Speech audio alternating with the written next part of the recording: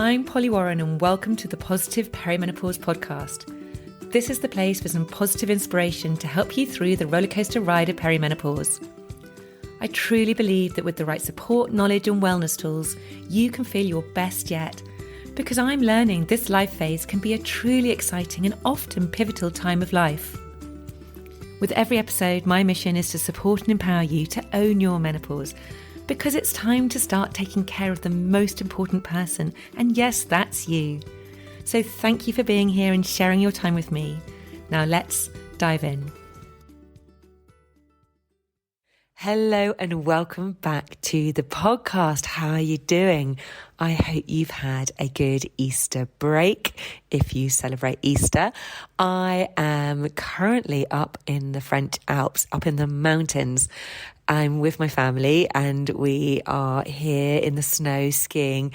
And this is a trip actually which we've been planning for a long time. And we were meant to do this trip a couple of years ago, but because of COVID, we just couldn't do it.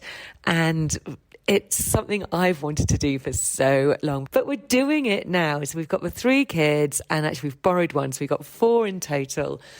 And to start with, we had the most incredible weather. It's now an absolute blizzard. We slightly scared ourselves this morning, right at the top point, and couldn't see a thing. But it's all good. The kids have been picking it up really quickly.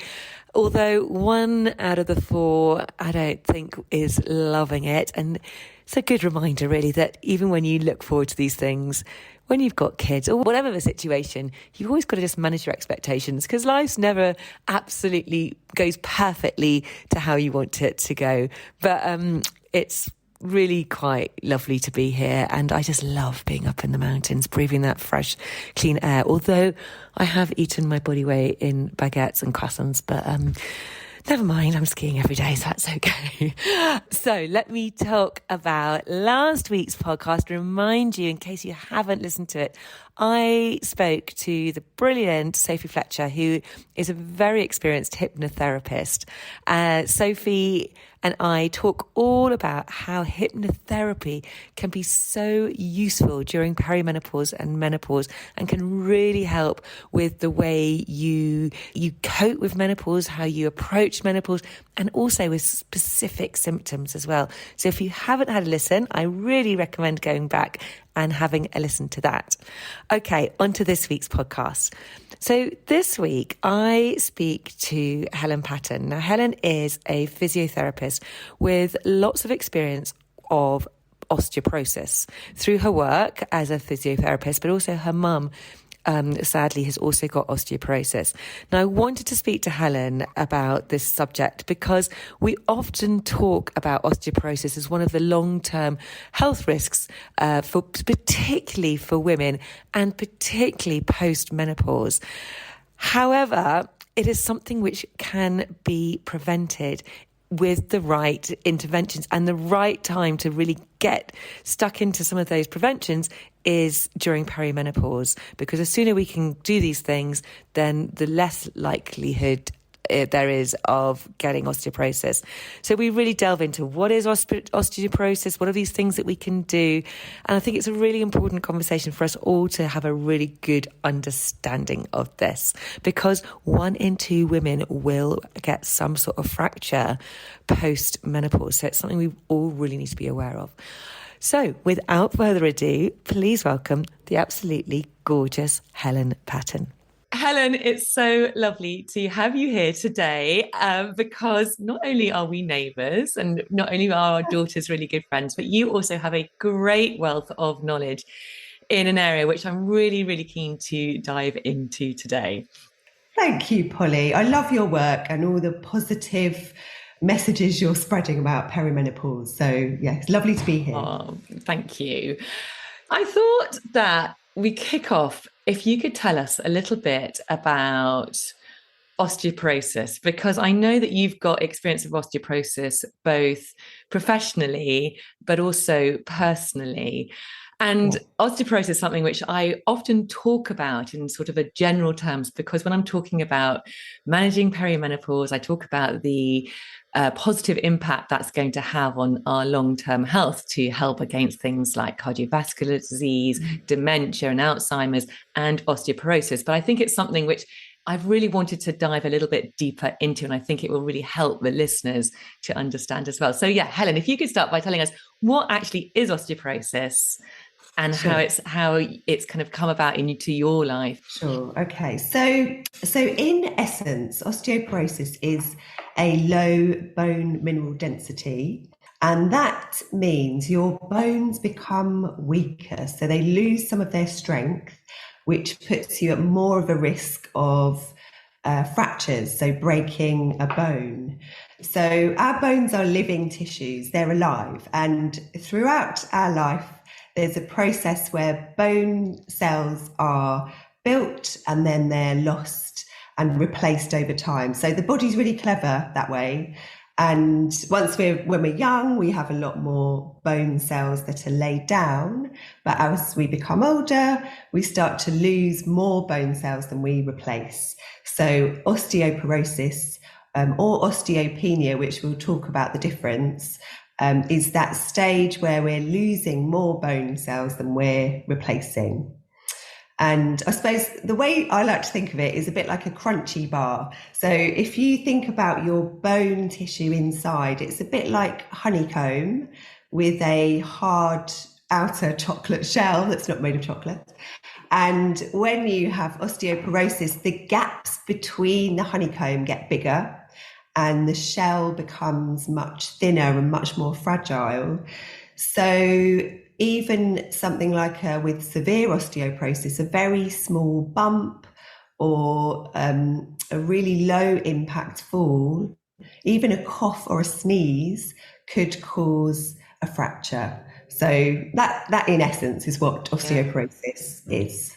Some of the stats I was looking at is that and is this true? Correct me if I'm wrong. There's like 1 in 2 women after the age of 50 will experience some sort of breakage, and often that is due to this weakness in bone, and which is much more than men. Men is 1 in 5. Yes, yeah, isn't it? So it's shocking, really, that 1 in 2 women over the age of 50 will break a bone. Yeah.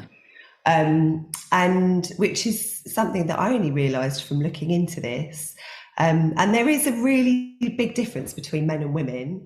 So men, because their bones are bigger, they have bigger, stronger bones than women.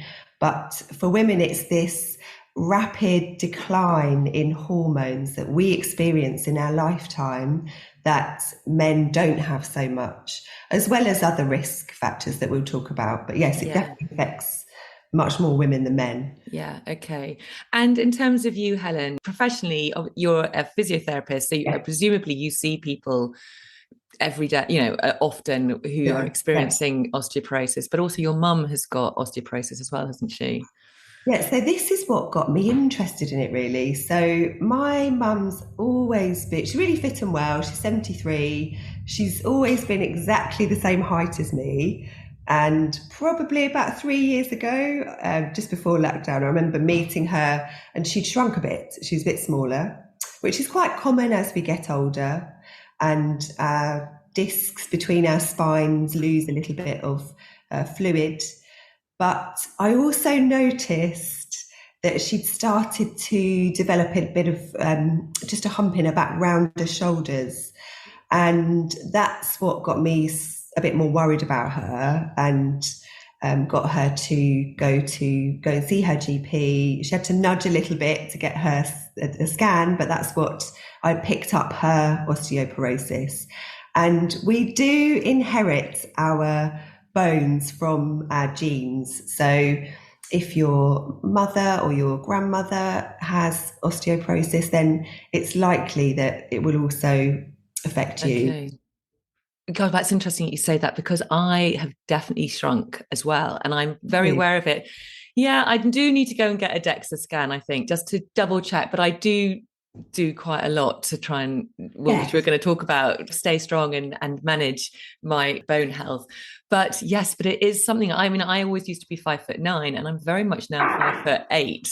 So it's something which, yeah, I need to maybe look into a little bit more. And it's interesting that you said that was one of your first things that you noticed with your mum. Sure, So yeah. what is the difference, Helen, between osteoporosis and osteopenia?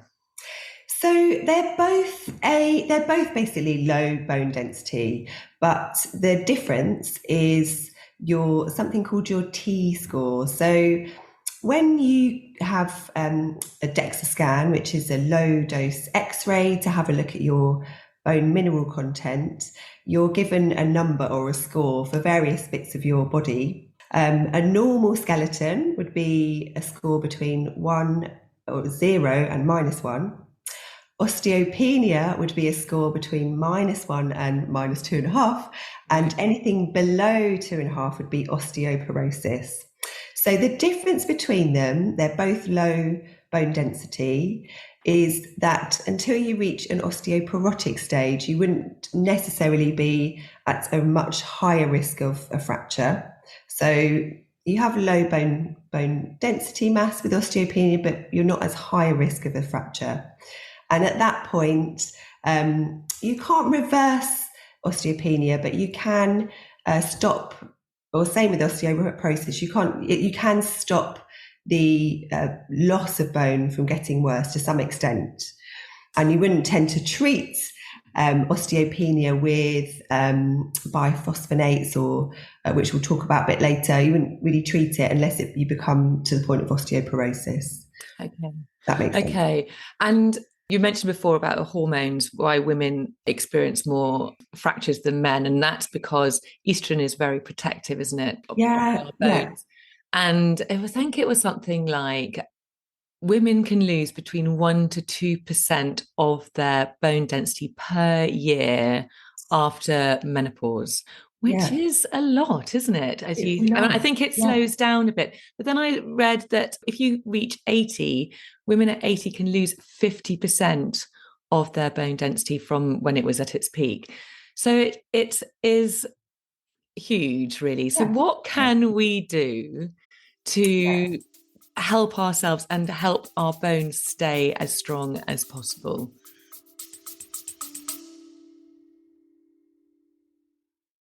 A very quick break to ask you to hit the follow or subscribe button if you haven't already. And if you're enjoying this episode, I'd be super grateful if you could hit those stars and rate it too. Thank you. So lots of things, which is good news. So, and I think starting from talking to our daughters about fitness and exercising and anything that's loading our bones. So, our bones really like our muscles to pull on them to build strength. So that's where load bearing exercise and strengthening really is important. So it's from as our bones are developing. Once we get to 40, so our bone density peaks at around 35. So in our late 30s and 40s, unless you've had surgery or had an early menopause, that's a really good time to load your bones and work on strength training and resistance training to build you up towards the menopause. Or perimenopause. Once you're beyond that time, it's still really worth working on strength training. And there's lots and lots of research coming out now about the importance of loading your joints and your bones, but also trying to build more strength than you think you'd be able to lift. And this is where I think sometimes women particularly have anxieties or fears about lifting heavier weights. So there's a really good website, the Royal Osteoporosis Society website, that has lots and lots of advice about the kind of exercises to do, which I can talk about in a bit more detail. So they talk about, first of all, strength training. So trying to load your muscles with building up heavier weights 2 to 3 times a week. They talk about daily loading. So that could be walking is a moderate, sort of low to moderate impact, but also jogging or playing tennis or dancing, running up the stairs, stamping your feet, anything that's on a day-to-day basis you're trying to load through the bones. And then also balance. So as we get older, we start to lose our sense of confidence a little bit with balancing. So if you can practice balancing in Pilates or yoga or a dance class, then that's a great way to build up your confidence and also stop you falling over when you're becoming older. So they're the kind of three main focuses in terms of exercise.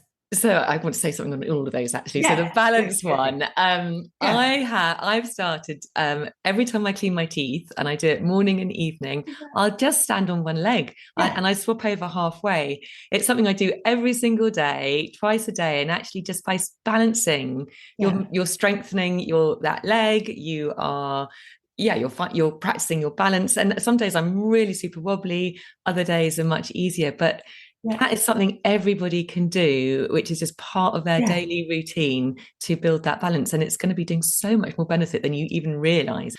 Sure. It's really simple things that you can do. So running up the stairs and then standing on one leg to clean your teeth, or whilst you're waiting for the kettle to boil, standing on one leg with your eyes closed, or doing some press ups on your kitchen top. I think just little things that you can fit into your day-to-day life in terms of exercise are really good. Or going to a strength trainer or a personal trainer. Lots of us are just not sure how to lift weights. I know I go to a strength training class, but before that I'd have been worried about lifting heavy weights. Yeah.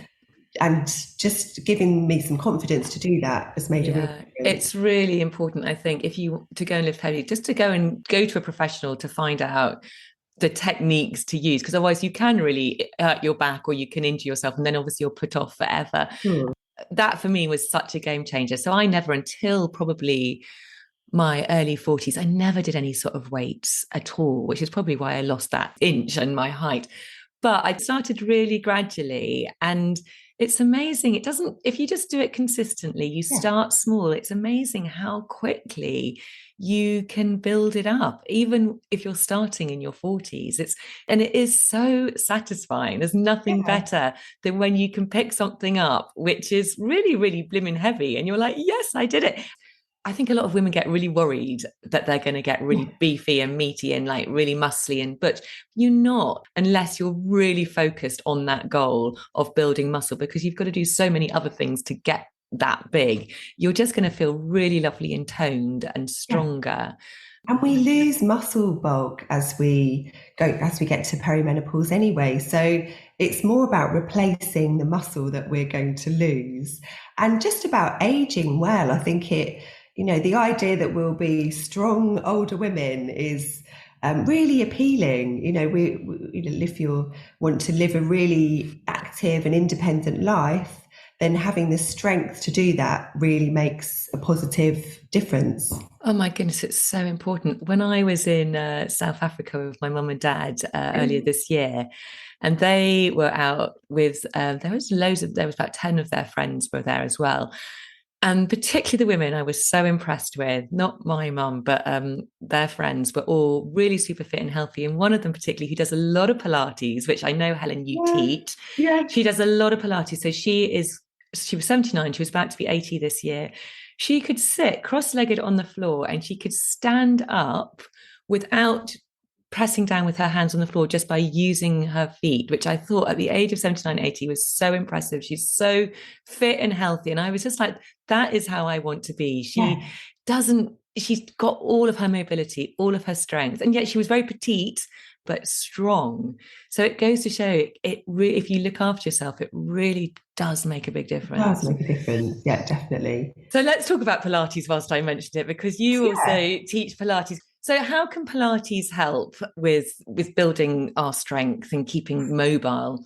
Yeah, it's good for so many things, Pilates. So It's a little bit like yoga in terms of flexibility and stretching, which does pull on the muscles and the bones. So that kind of standing and stretching is helpful. And there's some balancing, but there's lots of weight bearing through the arms, so in a hands and knees position, and really working the core muscles, which include your pelvic floor, which of course is also really important to keep strong as we're coming into menopause when we're starting to lose our estrogen. So it's a series of exercises that are helping your balance, helping your strength, helping flexibility, also focusing on your upper back. So the spine is one point of the back where we often get osteoporosis. So losing our bone density in our spine causes that flexion, that flexing forward in the upper back. So exercises in Pilates tend to open out the shoulders and open up the back, and makes you more aware really of your posture and how you're sitting. Just even saying that makes you sit up. Yes. Oh, you've just made me do that. Totally. And it's just any age. So I have people from their 20s up to women in their 80s, and men. Just anyone can do Pilates really, as long as you can move on a mat. Sometimes we do things in standing or sitting, but it's a really accessible form of exercise for lots of different people. How is it different to yoga? I always wonder that. I mean, I know it is different because I've done Pilates and I've done yoga. It is different, but what is the main difference? So the main difference is probably the focus on your core abdominal muscles around the trunk, and just an element of strengthening that you probably don't have so much in yoga. They're repetitive movements over a period of time. And as I say, probably that focus on strengthening through the upper back. So we use little bits of equipment like weights and bands, which are all pulling on the bones, and foam rollers, just to make it a bit more interesting, really. Yeah. But that resistance training is what's good for the bones. When you were saying that, when I immediately made myself sit up straight, you do see older women with hunches. That is obviously osteoporosis, and that Absolutely. Is what we really want to avoid. Yeah. Once you have that, how easy is it to kind of correct it, or is it quite difficult? So it depends. If you're at the point where the osteoporosis is at a point where you fractured or you cause wedge shape vertebrae from the load through the joints, that can't be reversed. But you can still strengthen the muscles at the back to do everything you can to stop it getting worse. So I think it's definitely about awareness, and it's about noticing your body, or get someone else to notice if they see you slumping, and working on strengthening the muscles at the back. So things like strengthening your triceps with weights behind you, and squeezing the shoulders together. All of those exercises can stop you getting worse, it worse. Yeah, okay. So we did talk about lowering levels of hormones as risk factors for osteoporosis. There are some others though as well, aren't there? So we mentioned your family history. So that's one risk factor. I think it's definitely worth asking your mum if you can, or family. So as we inherit our genes, we inherit our bones really. The estrogen is that metabolism of bone for bones, and if you are losing rapidly your estrogen, that really impacts bone density. So other risk factors, so smoking and alcohol, drinking excess alcohol, and they talk about it's a bit more worrying. So they talk about even 2 to 3 units a day impacting your bone health. They also talk about not drinking and the changes that you can see within about 8 weeks.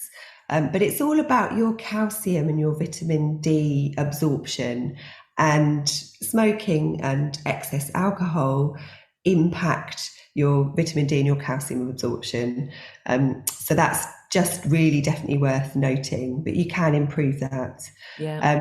So other risk factors are an early menopause, or if you've had to have a hysterectomy early or surgery.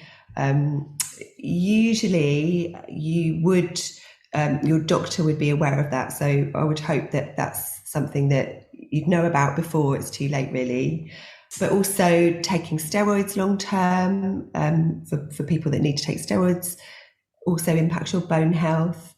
And interestingly, low body mass index. So by having a slightly higher or good normal body mass index, your muscles are pulling on the bones, and your bones are a bit denser. But if you have a low body mass index, you obviously have less load coming through your bones. So that's worth being aware of. Yeah, really. yeah. So in terms of the calcium, we need to make sure we've got enough calcium in our diet, but you also, the vitamin D is really important because you need the vitamin D to help absorb the calcium into your Absolutely. body. So obviously in winter, if you live in the northern hemisphere, you will need to take a vitamin D Yeah. supplement. Yeah. But make sure you're eating plenty of things like, oily fish, has vitamin D, egg yolks. If you're a vegetarian, then obviously it is a little bit harder to get that vitamin D. So you really do need to supplement. And calcium, you get green leafy vegetables as well as Yeah. obviously dairy products. So it's just being aware, I think, of making sure you're eating enough. And many plant-based milks now are fortified with Yeah, calcium, that's right. vitamin D. So if you're vegan, even tofu and soy Yeah. products Yeah. often have calcium and vitamin D. So I think it's possible, but obviously the ones we always go to would be yogurt and milk, definitely green leafy veg. So yeah, it's just about making your diet calcium bone friendly. Yeah, exactly. So, Helen, I couldn't not talk to you about perimenopause because obviously this is Yeah, called the Positive yeah. Perimenopause Podcast. So, how's it been for you? How are you finding perimenopause? And obviously, this is the time we've really got to start thinking about those long-term health benefits, isn't it? Sure. So how's it been for me? I'm 49 now. So when I was about 46 was when I first started to get some symptoms of perimenopause. And they presented really interestingly as anxiety and just not being quite so sure of myself. I started to feel slightly anxious about really simple things like driving, and I love driving. I always used to love driving my car, so I just felt slightly under par, slightly not myself.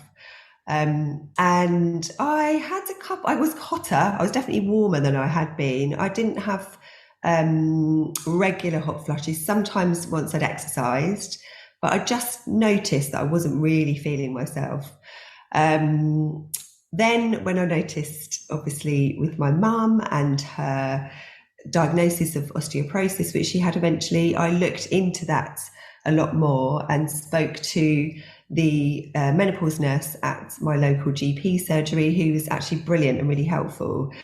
And with some discussion, I decided then to start taking HRT. And it was for a variety of reasons, but one of them was that there's some thinking it's protective for your bones. And knowing my family history, and I probably could have done more strength training in my 40s. I do a lot more now, but that was one of the reasons that I decided that HRT was a good option for me, and it's really been successful. I feel good.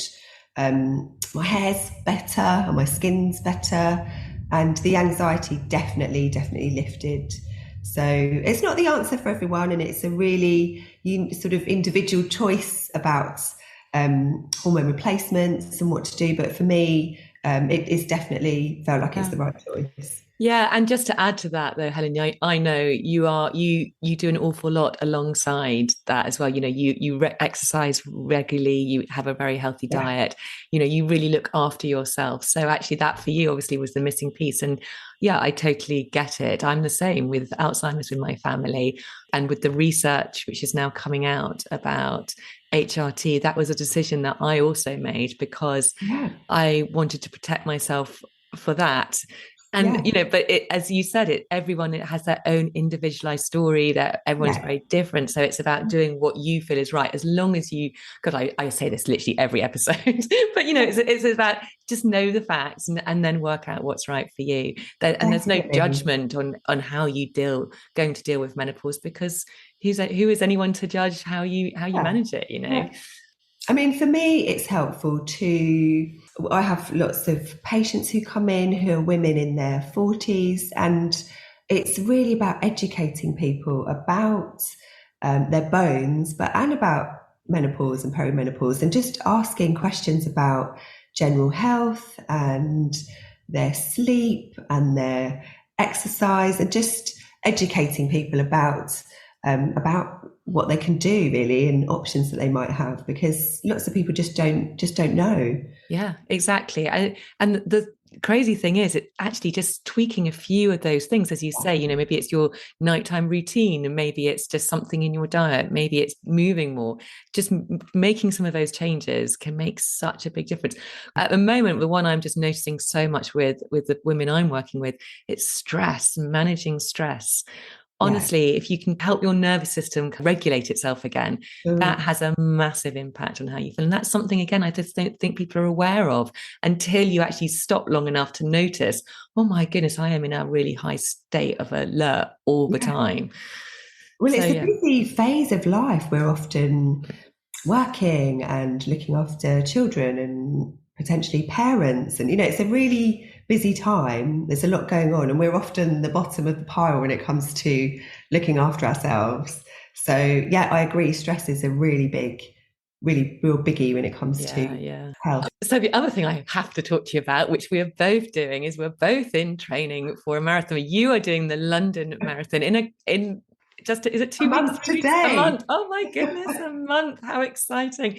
So I was just saying to Helen, my marathon is in 10 days from recording this. And yeah, it's quite a journey. Helen, you have run, how many times have you run a marathon before? It's a couple of times. I've run 3 marathons. We could probably talk for an hour about running marathons, but we won't bore everybody. I've run 3 marathons before. And I've also had to pull out of a marathon, which we could also talk about, because I think it's about what you learn from the experience and what your body needs, listening to your body. But yes, I'm running the London Marathon for the Royal Osteoporosis Society, which feels like a really good cause. It's a lovely charity. So I'm looking forward to that. So remind me, why did you have to pull out of one of them? So I'd trained for the Brighton Marathon. This was about 5 years ago, and had the perfect training period, really. So for about 4 months, I felt really good, really strong. I was really busy at the time and quite stressed with lots of things that were going on at work. I think I wasn't fueling myself properly, which I've definitely learnt about more now. So I think I was probably eating not quite enough protein and not quite enough carbs.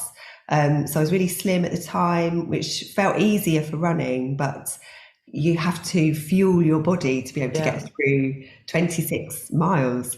So, and it was a very hot day, and I think I just started out too fast and got to about 17 miles and started veering across the road quite significantly, and was a bit dehydrated and really underfueled. And it was such a shame. I was so disappointed, because I'd really wanted to finish it, and I've never kind of had to pull out of something before. As you know, I'm usually quite strong and will push through anything, but just had to listen to my body and accept that it wasn't my day. Yeah, it's a really good learning, isn't it? Yeah. For me, I remember that. Yeah. And I remember you pulling out. I think you ended up in hospital, didn't you? You really weren't in a good place. I didn't, but I did. was Okay. on the verge of that. I definitely had to go to the doctor and just check the kidneys out. Yeah. And it was just a lesson in really listening to your body, and also dealing with failure in a way, dealing with something that you really want to achieve and feel really positive about, and how to reflect on that So the good news is I did go on to do another marathon and Yay. did my fastest one and beat my time, and had a really lovely time. I ran it with my husband and he paced me, and that was in Nice. So we had a lovely weekend away, but it was all about just not giving up. So thinking, okay, well, this has happened. I'll learn from it. What can I do the next time?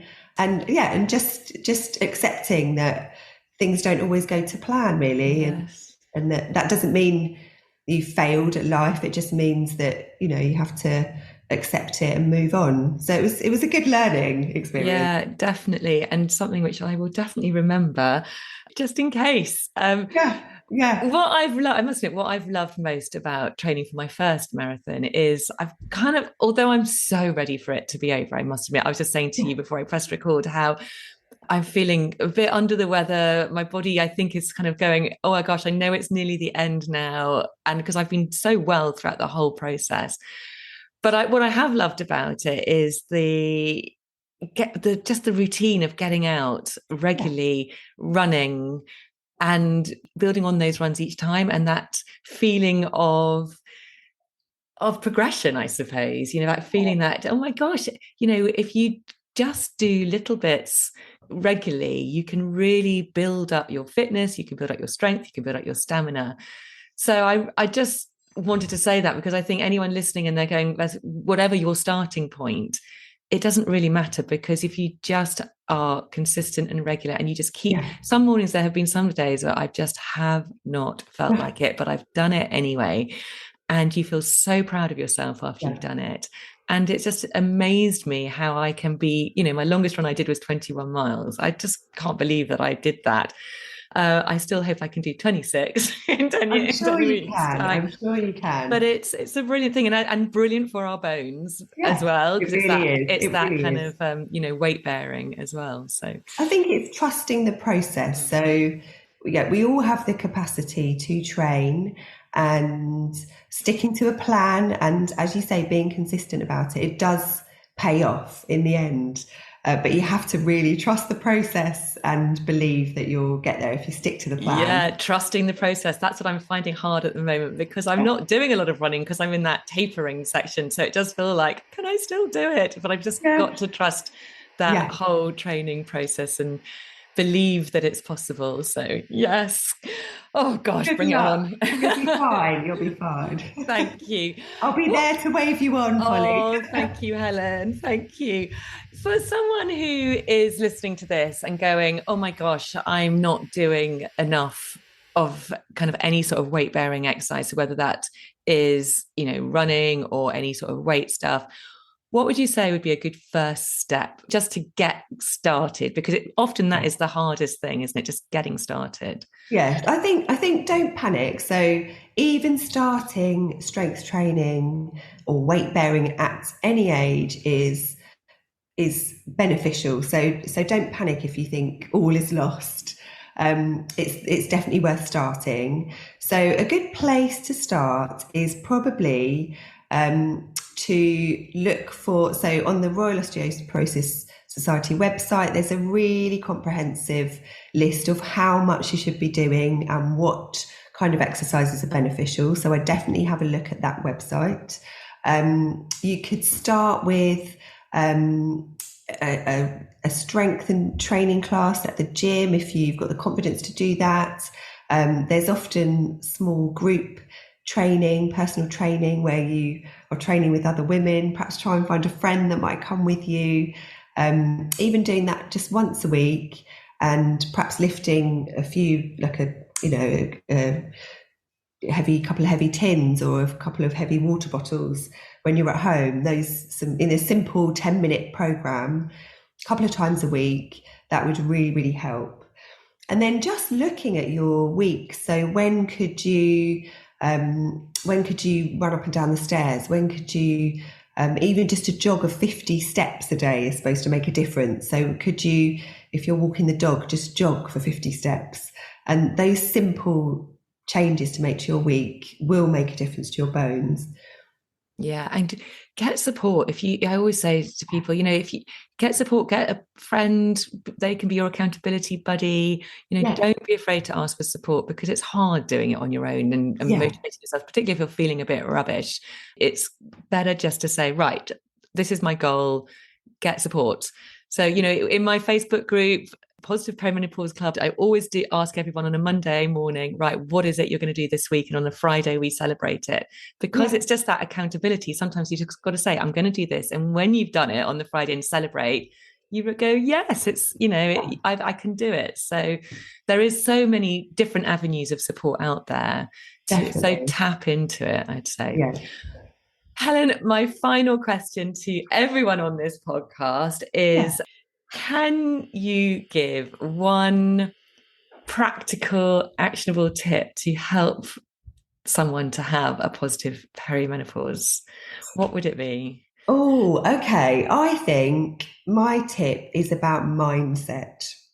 So it's really about embracing this time of life and thinking about aging well. So if you can go forward, we often feel a bit invisible at this time of life and feel as though we're coming into the autumn, winter of our life. But having a positive mindset, I really believe, makes a difference.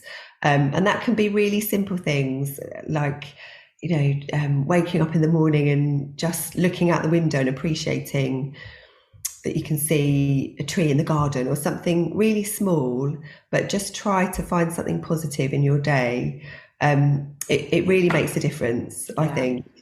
Yeah, I'm 100% with you all the way there. It does. Oh, Thank you so much, Helen. It's been so lovely to have you thank you, on. Polly. It's been lovely to talk. Oh, as always, if anybody, I know particularly in the Brighton area down here in the UK, wants to find out more about you, what would like to come and seek out some physiotherapy services or Pilates, where can they find you?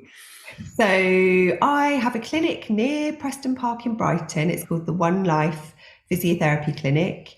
And there's a few of us there. We are there for physiotherapy, but we also run small Pilates classes in a studio. And we have a personal trainer that does some small strength training classes. So she's great if you want to just test out some strength training and try something new. So that's the best place to find me. Fantastic. Thank you so much. Thank you, And good luck Polly. in the marathon. You too. Good luck. Thank you. I will put all of Helen's details into the show notes, and I'll also put the link to the Royal Osteoporosis Society as well. So here are the key takeaways from the episode. Number one, think of your bone tissue as honeycomb with a hard outer shell, chocolate shell. With osteoporosis, the gaps between the honeycomb get bigger and the shell gets thinner and more fragile. So even a small bump or even a cough or a sneeze can cause a fracture.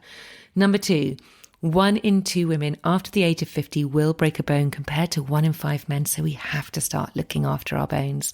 Number 3, our bone density peaks at 35, and then we can lose 1 to 2% of our bone density every year after menopause. Number 4, it's not all doom and gloom, I promise, because actually if we start doing some weight-bearing exercise at any stage, it will make a difference. 3 main areas to focus on are strength training. So try to load your muscles with heavier weights 2 to 3 times a week. Daily bone loading, so things like walking, jogging, dancing, running up the stairs, anything on a day-to-day basis.